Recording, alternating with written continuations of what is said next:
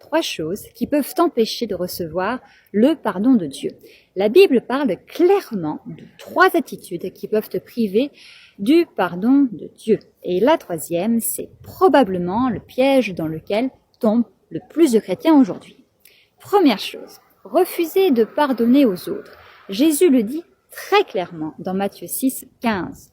Mais si vous ne pardonnez pas aux hommes, votre Père ne vous pardonnera pas non plus vos offenses. Ce n'est pas un simple conseil, c'est une condition. Écoute bien, pardonner ne veut pas dire que l'autre avait raison. Non, pardonner, c'est choisir de casser la chaîne qui te retient prisonnier du passé. Tu ne pardonnes pas parce que l'autre le mérite. Tu pardonnes parce que toi aussi, tu as besoin du pardon de Dieu. Deuxième chose, cacher ton péché. La Bible dit dans Proverbe 28, 13, « Celui qui cache ses transgressions ne prospère point, mais celui qui les avoue et les délaisse obtienne miséricorde. » Tu n'as rien à cacher à Dieu.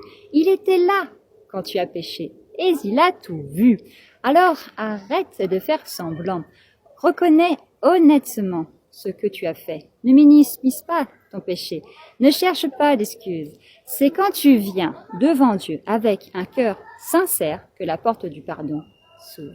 Troisième chose, ne pas se repentir sincèrement. Se repentir, ce n'est pas seulement pleurer. Ce n'est pas juste se sentir coupable. Ce n'est pas dire le dimanche, Seigneur, Seigneur, pardonnez-moi.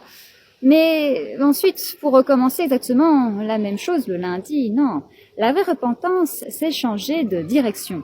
Comme le dit Acte 3, 19, « Repentez-vous donc et convertissez-vous pour que vos péchés soient effacés. » Si tu demandes pardon sans jamais vouloir changer, ce n'est pas de la repentance. Tu t'habitues simplement à vivre avec une conscience qui se repent. Mais écoute bien, ce message n'est pas là pour te condamner. Dieu ne cherche pas une raison de te refuser ton pardon. Au contraire, il tend les bras ouverts, il est patient, il est amour.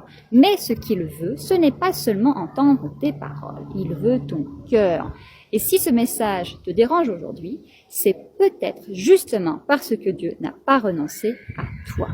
Si tu veux revenir vers lui dans ton cœur, écris simplement en commentaire « Seigneur, change mon cœur » et partage cette vidéo avec une personne qui a besoin d'entendre cette vérité. Si tu veux aller encore plus loin dans ta foi, et si tu désires vraiment quitter le péché pour marcher avec Dieu et avancer vers lui et son royaume, je t'invite à rejoindre gratuitement notre groupe d'études bibliques. Clique sur le lien de mon profil ou envoie un message sur WhatsApp. Chaque soir, nous lisons ensemble la parole de Dieu. Nous prions et nous laissons la vérité transformer nos vies. Si ton désir est d'entrer dans le royaume des cieux, ne manque pas cette occasion d'écouter la voix de Dieu et de te préparer, toi et ton cœur, au retour du Seigneur. Jésus t'aime. Que Dieu te bénisse abondamment.